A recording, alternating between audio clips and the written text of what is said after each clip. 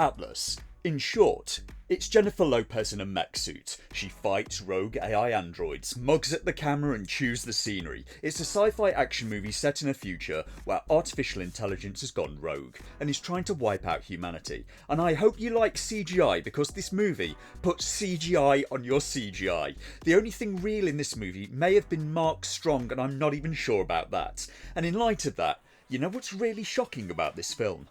I didn't think it was that bad. J-Lo did okay in it. Not great, not groundbreaking, but not horrible either. It's a very silly film, not very well written, not very well acted, but has a beginning, a middle and an end, and actually manages to be entertaining. With some heavy changes, it could have even been good. I think the review score of 5.6 out of 10 on IMDb is a little bit harsh. It's on Netflix, but if you don't want to be disappointed, I wouldn't pay more than a few dollars to watch it. In the film, Lopez pilots the mech better than the trained military unit does, despite having no training for reasons that the film doesn't bother to explain. The movie also seems very confused about its own messaging. AI becomes a scourge that threatens to destroy humanity in the film, but humanity is ultimately saved by working with AI. When you find out the villain's motivation and plan, none of the film makes any sense in retrospect. And is Jennifer Lopez a good actress? If you really want to try to capture Harlan, you need me on that mission. It's turkey time. Huh? Gobble, gobble. And if you're confused by her meaning there, Those look good. A big salty clam would sure go great with this heat. You want one, Daff? No! thanks for the assist, Fred. Atlas stars 12-time Golden Raspberry Award nominee Jennifer Lopez. And the Golden Raspberry Award is not a good thing to get. It's an award for bad acting, and she won it twice for the film Geely. She netted both the prestigious Worst Actress Award of 2004 and also got the award for Worst Screen Couple, along with Ben Affleck for the same movie. She must have been gutted in 2010 to miss out on the prestigious Worst Actress of the Decade award. She narrowly lost to Paris Hilton. There are some story problems that I'll have to get into with spoilers to explain in Atlas, and it maybe could have done with a stronger actress than Jennifer Lopez, because they've given her quite a testing role. If this film had been led by someone like Cate Blanchett and the story had been reworked, it could have easily gone from maybe a 6 out of 10 to an 8. Or how about having the movie led by, just off the top of my head, Mark Strong? He's already in the movie. Okay, maybe they couldn't get Cate Blanchett. They got Mark Strong. He's right there in the film. In fact, once you take into account Mark Strong and Sterling K. Brown, J-Lo is on a good day maybe the third best actor in the picture. And unfortunately, they made her the lead.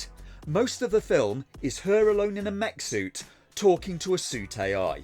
She's playing a super genius, and you can tell because they show her playing chess and listening to classical music, and that's what the people that wrote the movie seem to think a smart person is. She doesn't really do anything smart in the film to demonstrate it, but she listens to Chopin, so she must be a genius. It also seems to borrow scenes from other films, but they're good films that it seemed to copy. From here on in, I'll get into plot spoilers. The film starts out with news reports giving the world setting. In the future, AI has gone rogue and is hurting people, led by an android called Harlan, who led a rebellion against humanity but had to flee the planet Earth. Many years have passed since then, and now one of Harlan's AIs has appeared back on Earth. The military are sent in, but none of their weapons are effective on the android until they decide to use some kind of EMP-like device. And watching this, I thought, why would the soldiers go in with weapons that don't work? Why are none of them surprised their weapons don't work? They lose an awful lot of men fighting this android. Then there's a scene of Jennifer Lopez trying to interrogate the captured android, and it reminded me heavily of the film Blade Runner, just a lot more dumbed down and not very original. Lopez's genius trick is that she pretends she already knows where the android's leader is, so the android thinks about it, and that reveals to her where the leader Harlan is. The severed android head then tries to do her in by spitting a shuriken at her face. Lopez, playing Atlas, gets taken on the military mission to apprehend the AI leader Harlan and gives a briefing to the military unit on the dropship on the way. She tries to warn of the danger, and the soldiers are blasé and overconfident, and it's alarmingly similar to essentially the same scene in the movie Aliens. The AI Harlan is able to predict what people do before they do it. The military are a unit called Rangers who use walking robots, mech suits, a lot like the Lifter in Aliens, just made for war. They need them because the atmosphere on the planet they're going to is unbreathable. They arrive above the planet and their ship is almost immediately shot down, so they all get into mech suits to drop down to the planet. The military leader, played by Sterling K. Brown, whose character name I couldn't even remember, throws Lopez into a leftover mech suit to save her life, and as they drop, there's a battle in mid-air with the android's forces, as the AI forces attack the falling mechs, and despite having no training whatsoever, Lopez seems to be the only survivor.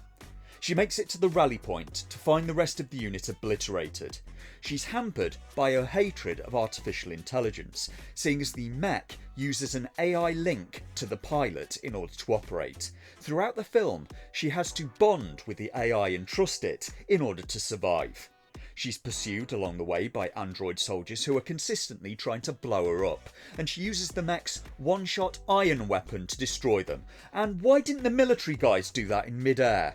Well, the film never bothers to explain. She takes out another copy of the android from the start using some of the mech's minds, and the film treats it as if she did something really clever. The mech AI compliments her on her plan like it was a genius chess move. In reality, it was just using the weapons the mech came equipped with. And a chip in the android's head somehow allows her to find the location of Harlan's base, and it's near the military's extraction point. So she wants to go to the bad guy's base, mark it for a military airstrike, and then extract. But when she gets there, she finds the AIs have salvaged the military's fallen ship, already repaired it, and are loading it with large explosive weapons. They're going to use it to attack Earth. Lopez then gets caught and captured when the bad guys hack the suit's AI and switch it off. We then get multiple big reveals. We learn that Harlan sent the droid to Earth at the beginning of the story in order to get captured and lead the humans to his planet and into a trap. He wanted the ship he knew they would bring along with them. He knew Lopez, as an expert in AI, would want to come. He needed to extract codes from her in order to bypass Earth's planetary security grid. And then he was going to use the explosives on the ship to blow up humanity. So hang on. His whole plan relied on needing Jennifer Lopez alive.